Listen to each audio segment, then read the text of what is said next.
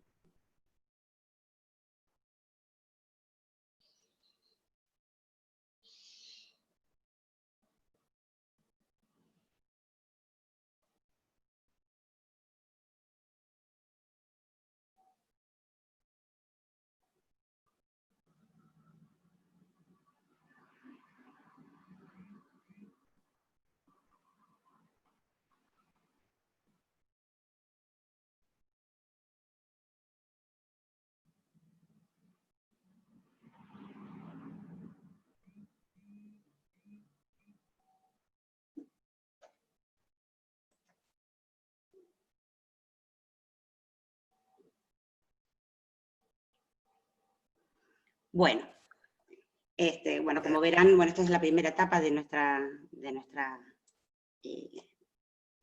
experiencia, ¿sí? Como verán, trabajamos un montón. Ahora voy a hablar de lo que es el autismo como forma de introducción a todas las charlas que vienen después, y la importancia de la detección temprana.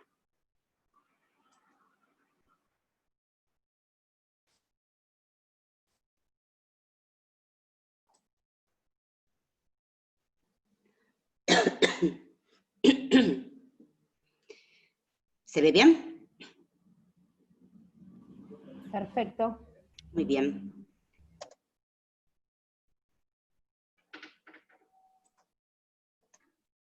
Bueno, ¿qué es el autismo?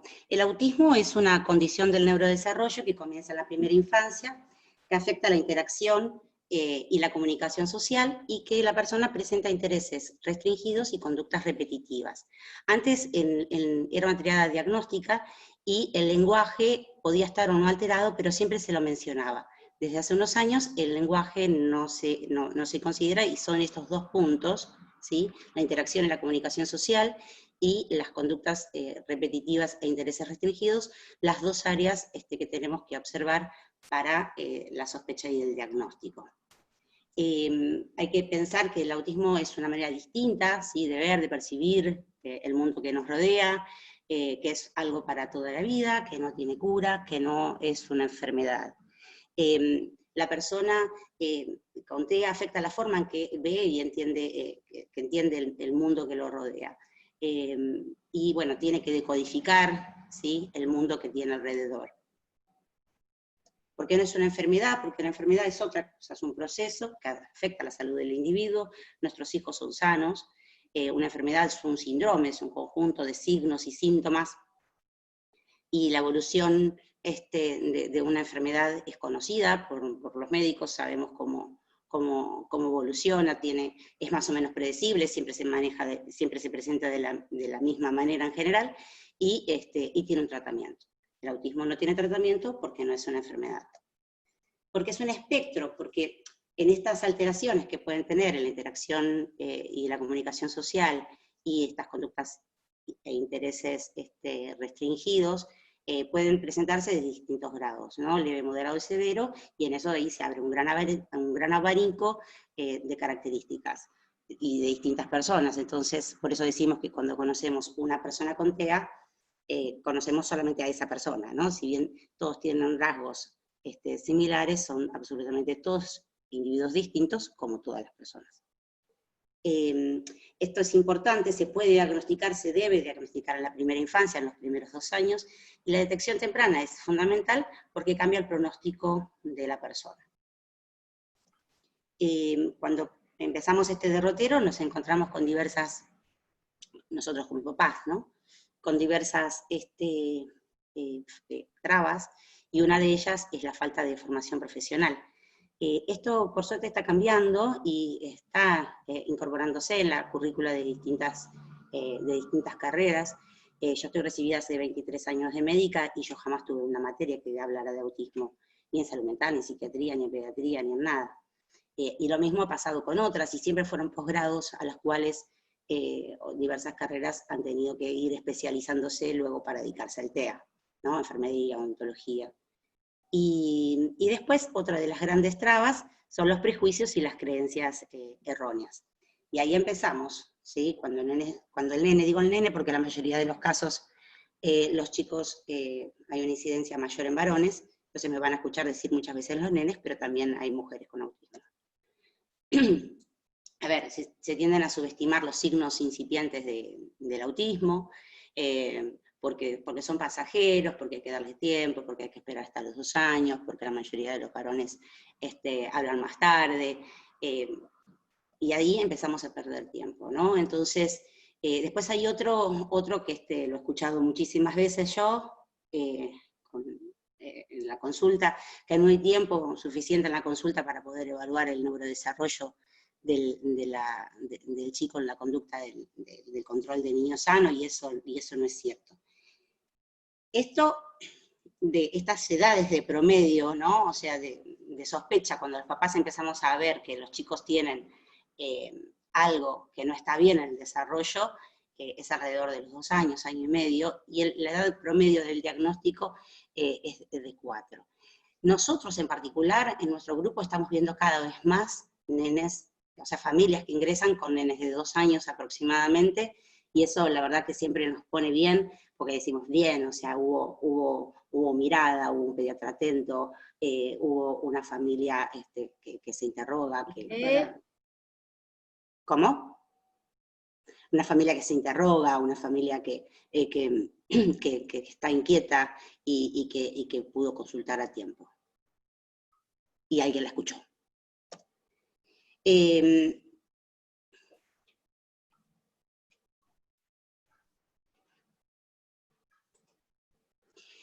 Bueno, entonces, como resumen, el diagnóstico tardío retrasa las intervenciones adecuadas que permiten mejorar el pronóstico y que son más eficaces cuanto antes empiecen.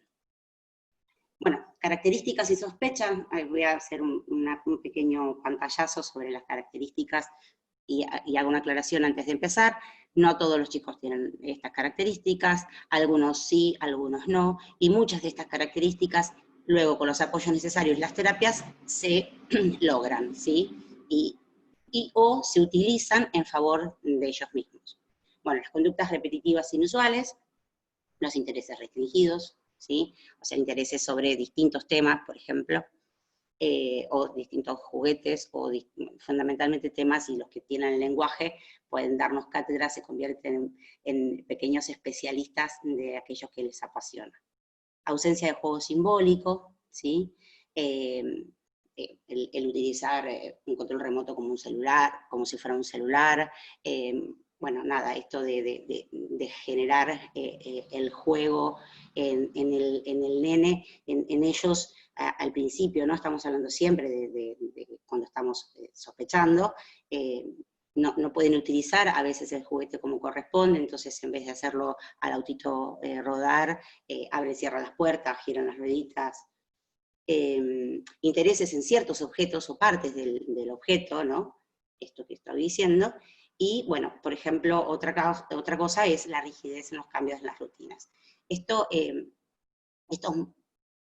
si bien es una característica, después la utilizamos a favor del mismo, ¿no? Nosotros utilizamos las rutinas luego para organizarlo, ¿sí? Si bien es algo que al principio puede complicarnos, cuando podemos encontrarle la vuelta, la rutina lo va a organizar, lo va a tranquilizar, le va a hacer el día predecible, va a estar más dispuesto.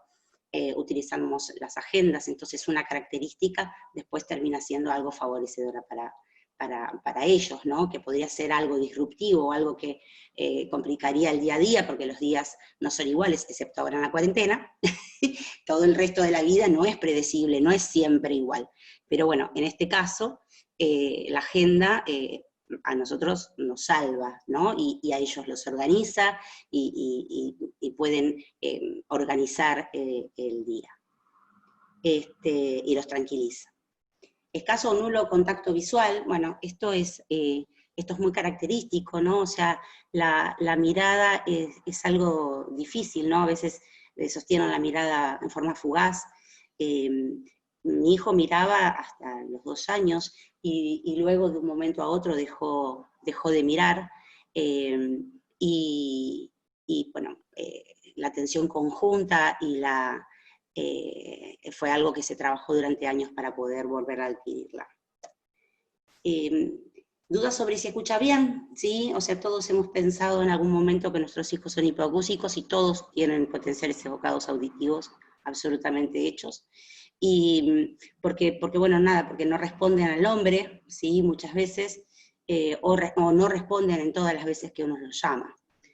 Rara vez señale, comparte o muestra. Esta es otra característica, ¿no? O sea, el señalar, el indicar con el dedo es algo muy difícil, y bueno, muchas veces ellos no lo logran. Yo recuerdo en Santi, el señalar fue todo un trabajo.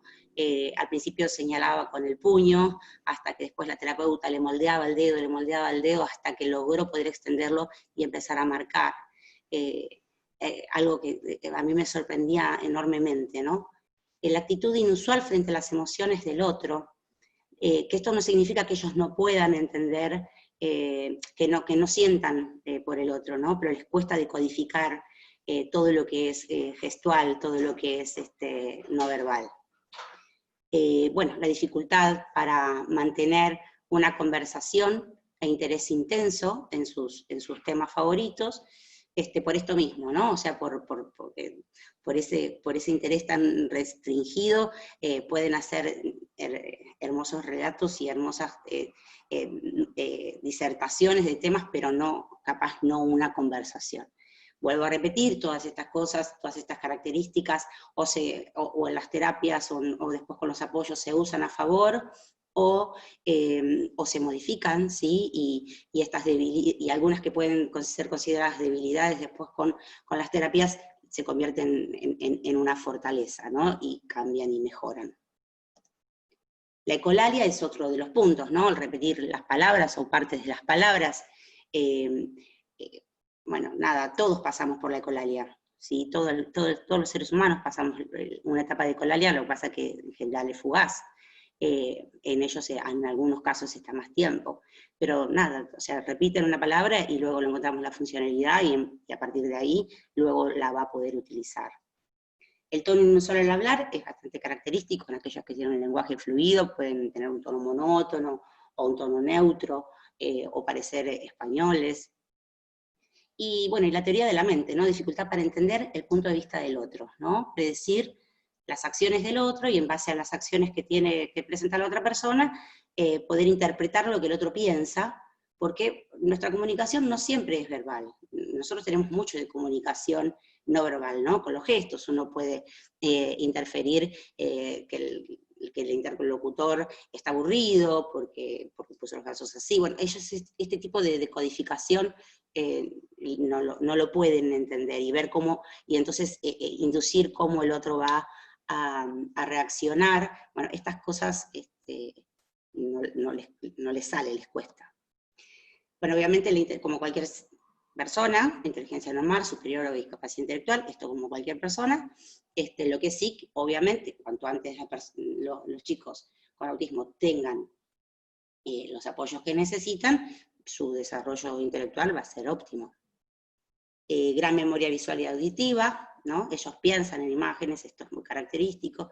Ser brillante, bueno, y después la afición por la música que tienen muchos, ¿no? Ser brillante en los temas que les interesa. La gran memoria auditiva, yo les cuento así algunos casos, porque yo soy mamá, ¿no? Entonces les cuento un poco de lo que yo viví con mi hijo, por eso es que le pongo ejemplos. La mayoría de las palabras que aprendió Santi lo hizo a través de canciones. Así. Y ahora más grande con la ecolalia. Bueno, y trastornos del sueño, que de eso mejor no hablamos. La mayoría de los chicos tienen dificultades para dormir. Y después, bueno, todas las alteraciones en los órganos de los sentidos, esto es bastante característico, es lo que la mayoría de la gente conoce, en más o menos, ¿no? O sea, no solamente la hipersensibilidad, que es la más famosa, sino también la hipo, y no solamente en lo táctil, en lo visual, en el olfato, en el gusto, sino en lo auditivo, sino también en lo vestibular y lo propioceptivo, ¿no?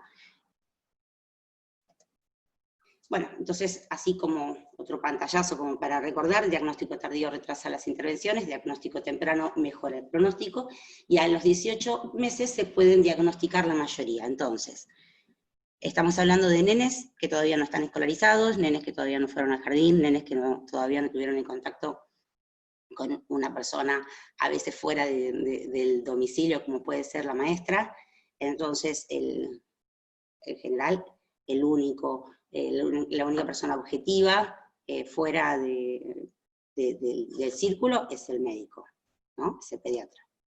Entonces, nosotros en cualquier chico tenemos siempre 3 evaluaciones, ¿no? La conducta, la consulta mensual, ¿no? Que se hacen con absolutamente todos los nenes, en la vigilancia del niño sano, y ahí evaluar el desarrollo en cada consulta.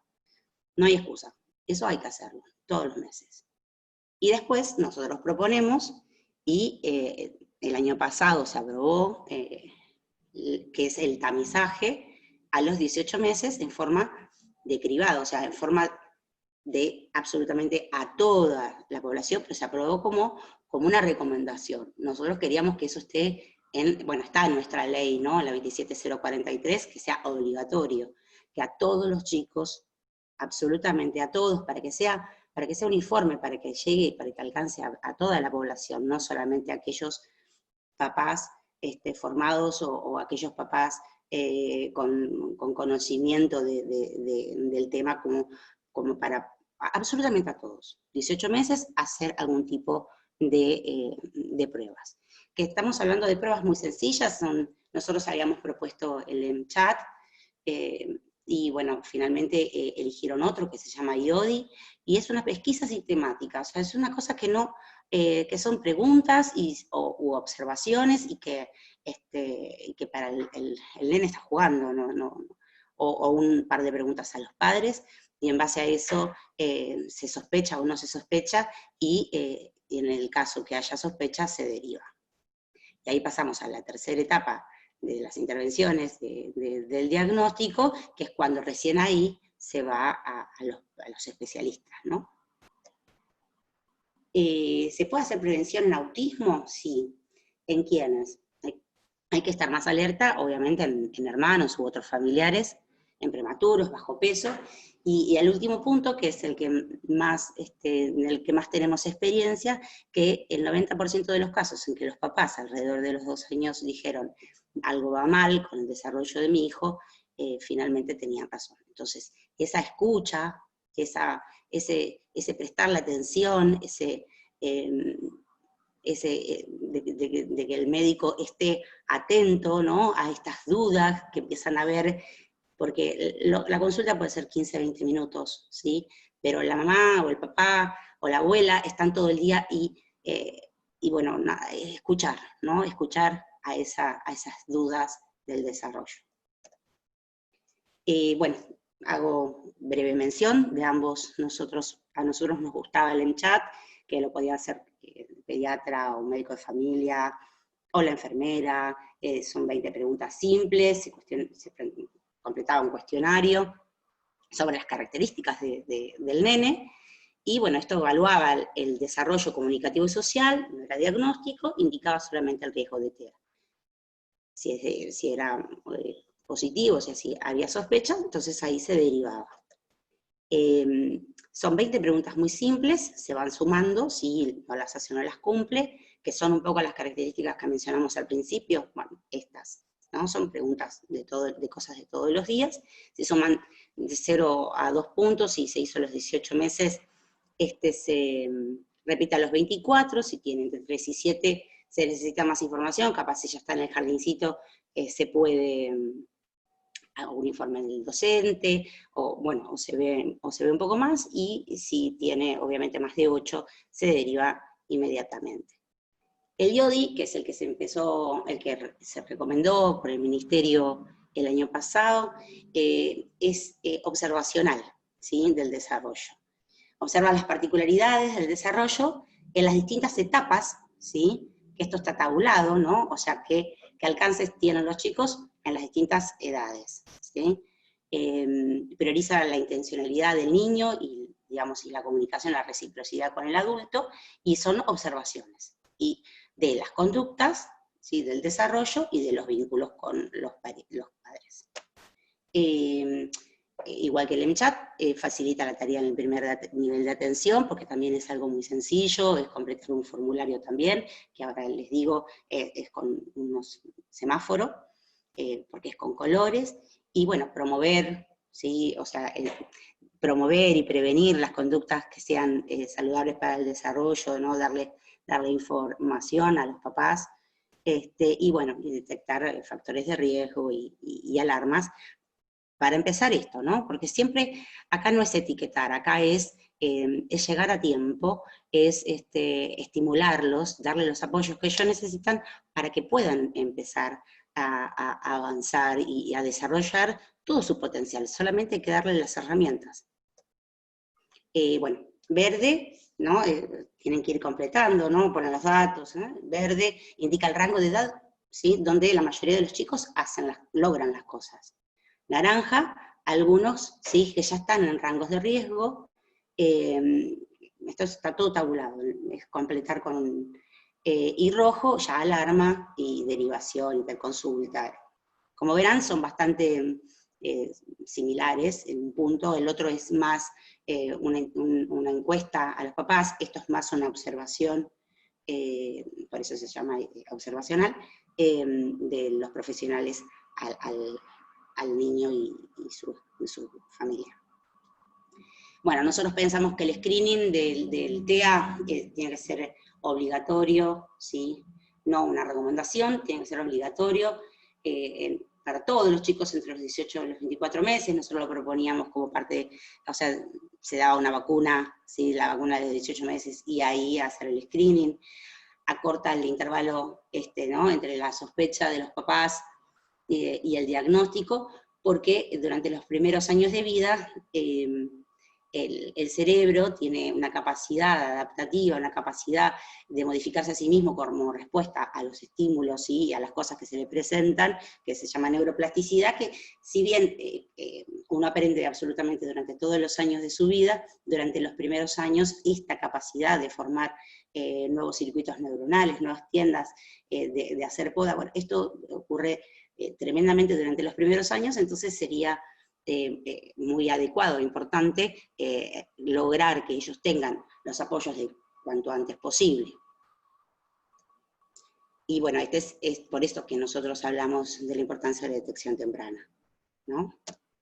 El niño después, bueno, obviamente cuando hay una sospecha se deriva al especialista, que a veces se empieza por el fonoaudiólogo, a veces se empieza por el pediatra del neurodesarrollo, bueno, se hacen distintos test. Nosotros los más conocidos son el A2 y el ADIR, pero hay otras, esto el lunes los profesionales de TEA del CASTEX nos van a hablar, ¿no? Que no solamente hay A2 y ADIR, ¿sí? Hay otras evaluaciones neurocognitivas, y bueno, más tarde también BRIEF.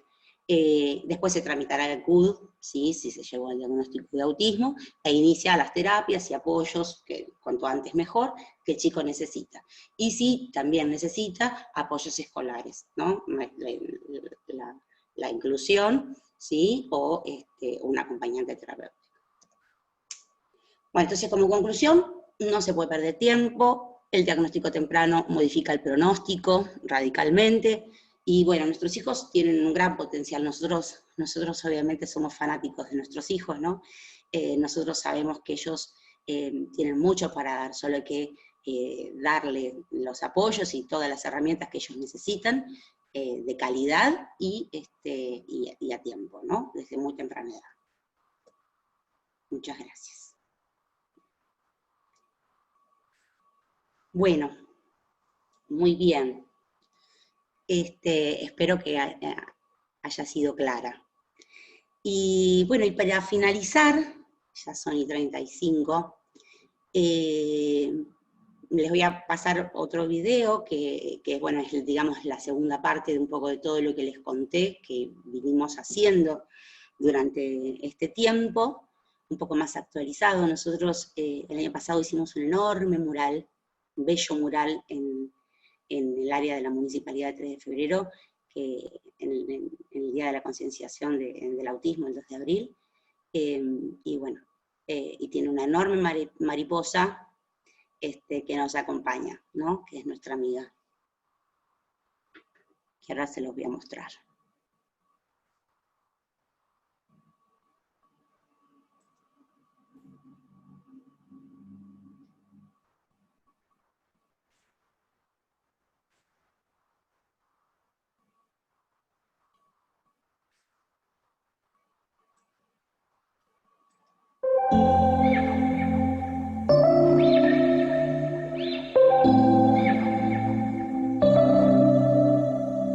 September we met, I could tell by your smile.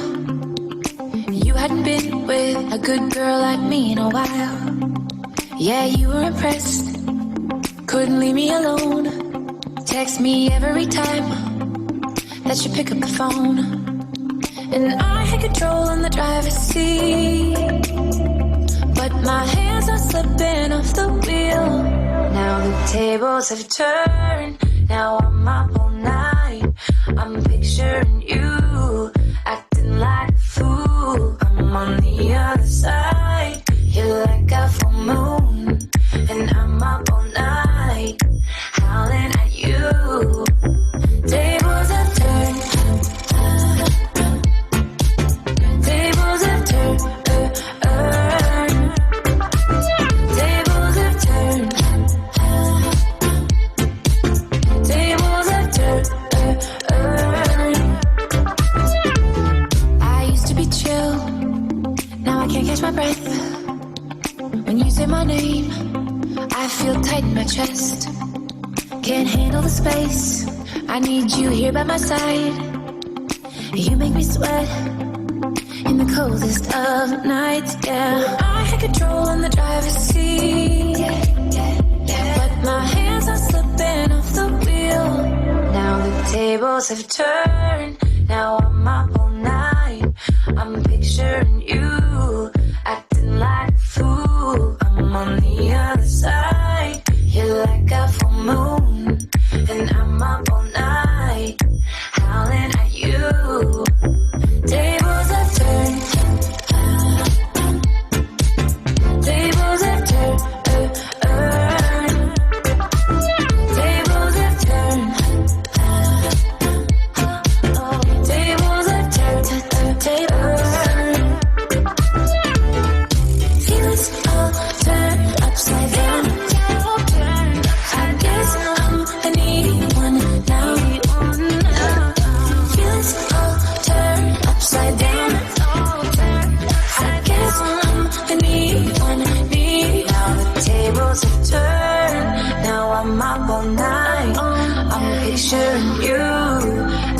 like a fool. I'm on the other side. You're like a full moon, and I'm up all night, counting on you.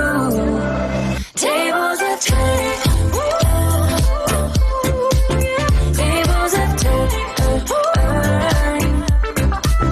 Tables have turned. Tables have turned.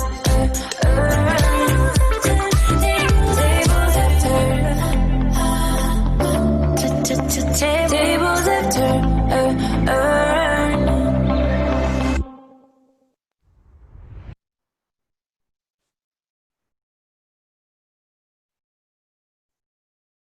Bueno, muy bien, acá estoy de vuelta.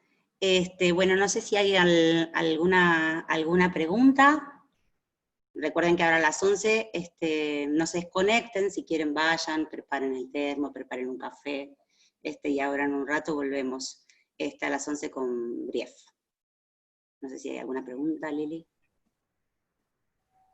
Preguntas no, Vicky, hay agradecimientos y hay felicitaciones porque fue muy clarito, muy, muy linda charla. Felicitaciones, señora. Bueno, muchas gracias. Y Vicky, Bueno. también estábamos leyendo acá por Facebook los comentarios, en el mismo sentido que dice Laura, todos dicen que es muy claro, excelente, y bueno, que Jim está presente. Siempre. Siempre. Así que, bueno, no hay ningún tipo de consulta. Bueno, muy bien. Por acá por el Zoom también. A ver. Hay una mamá que dice que muchas veces le dijeron que deje de buscar el pelo al huevo, que es muy importante todo esto, toda esta explicación, así que súper, súper claro. Bueno, me alegro. Sí, yo creo que esto lo hemos vivido todos, ¿no? Todos vivimos esta situación, y por eso es que nos entendemos, y nos sirve acompañarnos. Y bueno, y por otro lado, vemos que algunos antes llegaban al diagnóstico a los 4 o los 5 años, y ahora cuando viene una familia con un nene de 2, nos quedamos todos como muy contentos, ¿no? Porque decimos, bueno, bien, van mejorando las cosas. Pero sí, todos vivimos ese angustiante de consultorio en consultorio, ¿no? Hasta que alguien nos escucha. O aparece, como digo yo, nuestro ángel azul, que es la maestra jardinera. Bueno, entonces hacemos un intervalo, y a las 11, ahora en 20 minutitos, nos volvemos a encender. Yo quiero proponer un súper aplauso, un súper aplauso, nos desmuteamos para Vicky porque estuvo súper genial.